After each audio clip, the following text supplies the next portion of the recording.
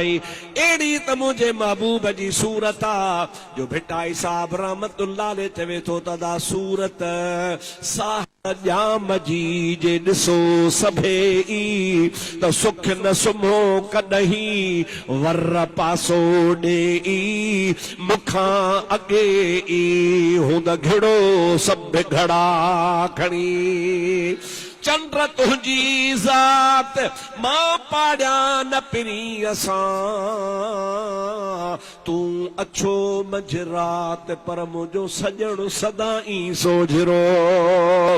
सासी सिज उभरल 84 चंडन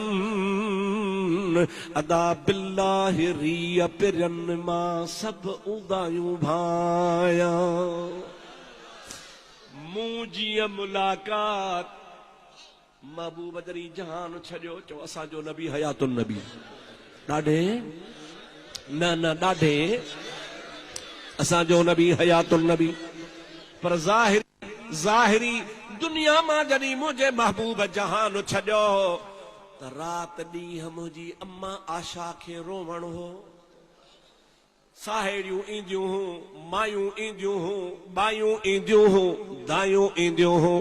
अम्मा रात ॾींहं थी रुगो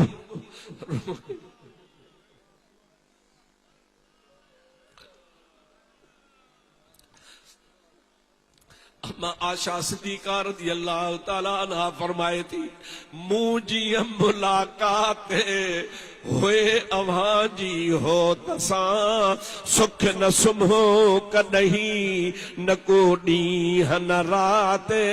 हूंदा बाहुन विझी वात रीहूं कयो रिड़न में अवां के मुझे महबूब करीम जे सोबत जी ख़बर ई कान्हे का जिया मूं मोहम्मद करीम के ॾिठो ये कह को न ॾिठो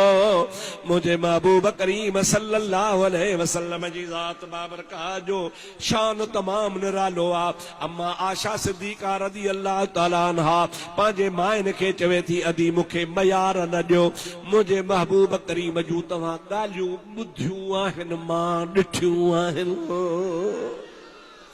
खुदा जो कसम ऊंदा ही रात में जेकॾहिं मुंहिंजो महबूब सल्लल्लाहु अलैहि वसल्लम मूंसां कचहरी कंदा हा ऐं थोरो बि ॻाल्हाईंदा हा ततलउल जुदरो हबीब पाक जे ॾंदनि मुबारकनि मां एतिरो त नूर निकिरंदो हो जो मुंहिंजो सॼो घर रोशन थी वेंदो हो हिकिड़ी दफ़े